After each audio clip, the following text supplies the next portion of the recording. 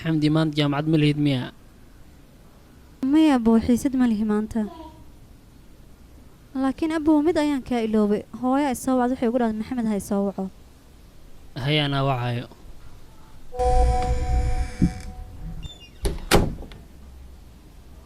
maxamedow intee joogtaa saaxiib? gurigaa joogaa.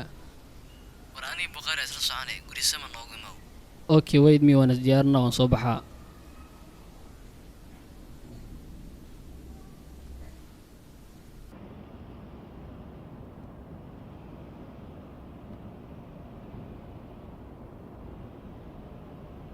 saaxiibow qoftaa ii soo sheergaraynaysay waa isfahanaa ku dhahay xabiibi macaani wax ka baxay ma malaysan kartid. raaxayso saaxiib legendi waa weliba ilbax ah qoftaas. ramalo miyaa ninkaan qofta ka waash saaxib oo sheegaayane? may saaxiib waa nasro xabad diira la wadaagteed oo aan maalin hor jasiir u wadaay. qoftaas anaa isqabani waxay ugu dhahday xiriir baan leeyahay. maxaa waa ninkaan faataalimadu sheegaa saaxiib? xiriir ah qoftaas xiriir ma lehniyo adiga ayay iska kaadilaysay ee qoftaas gebka dheh war ma haysid qoftaas aniga ayaa madax ka galay. qofta ninkan bay si wanaagsan isu fahmeen saaxiib asagii lee toos ula wareegay. saaxiib waxaa rabaa qofta caawa inaan casho u wado markaas wixii ka dambeey qofta anigaa u talinayo. asxaabi waxyar ii dulqaata teleefonoo ku soo hadlaaya.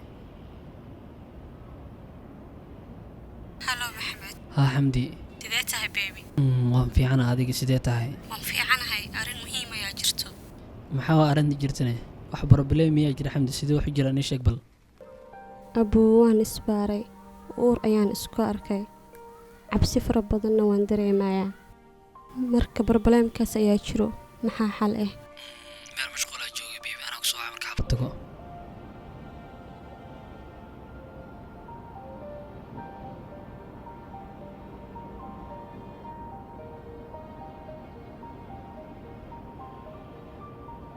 maxaa kugu dhacaynay saaxiib?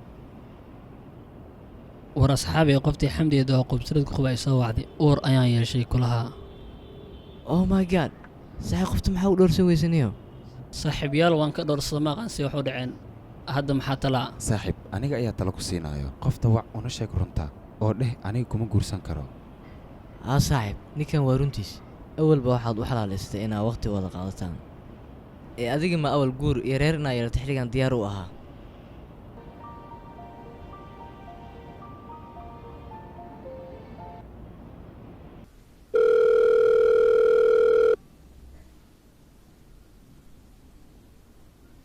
maxamed sidee tahayna?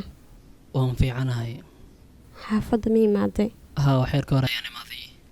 jawaab sii haddii aadan mashquulsanayn.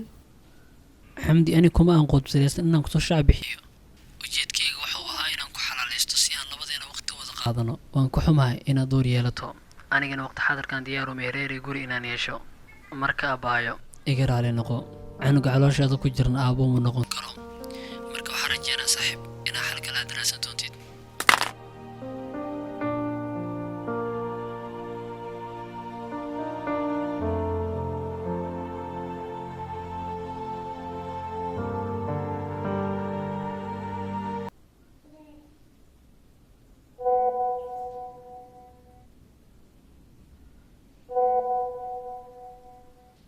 ayaan maxaa kuu dhacay wax dhibi miyaa jira? ila hadal maxay ga aamusan tahayne? aboowe mid ayaa jirto aan rabaa in aan kuu sheego. maxaa kugu dhacay ii sheeg bal.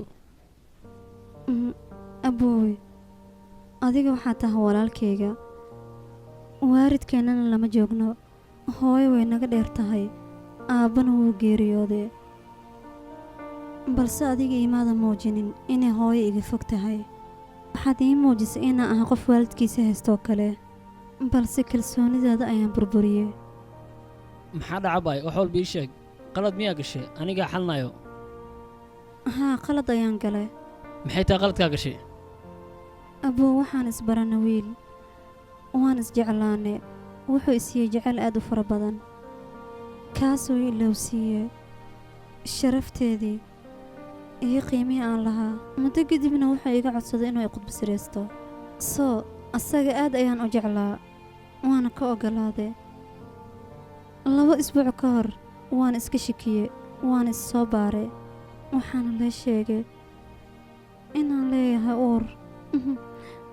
Markii asaga la wadaagana oo igu inkire wuxuuna igu tilmaamay inaan ahay qof xun. maxaa samays ayaan sharafteen ayaad ku ciyaartay waxaa samays wax fawxuun badan maxaa ku galif inaad qubsada gashid hadda anigu wajiga magaalada ka hormarayaa arrinta waxaa la wadaagayaa hooyo adigina canugan wicilkii wuxuu aanan garanayn oo aad waddo sharafta reerkeen inuu meel ugu ciyaaro uma ongolaan doono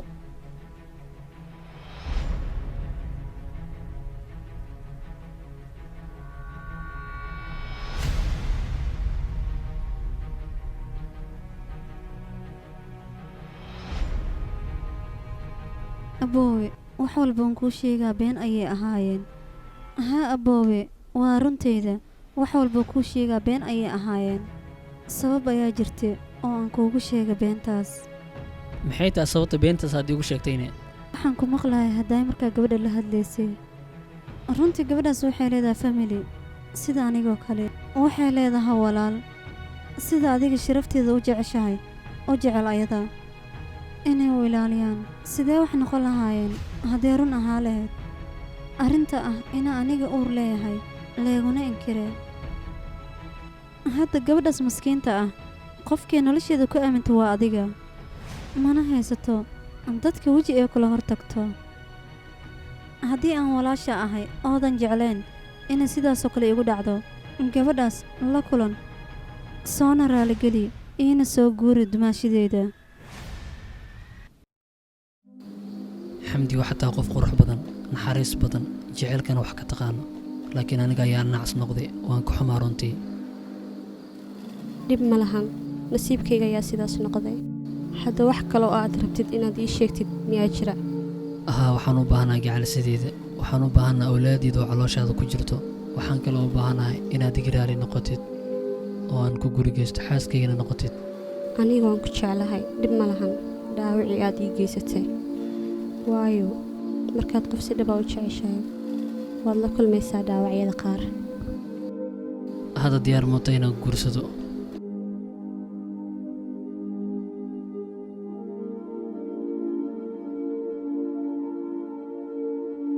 qalbiga dumarka aad ayuu u jilacsan yahay mar walbana wuxuu u baahan yahay waa naxariis. haddii gabadha si dhaba kuu jeclaato kalsoonina ay ku siiso ha ku ciyaarin qalbigeeda ilaali farxaddeeda sida aad u jeceshahay in loo ilaaliyo farxadda walaashaada.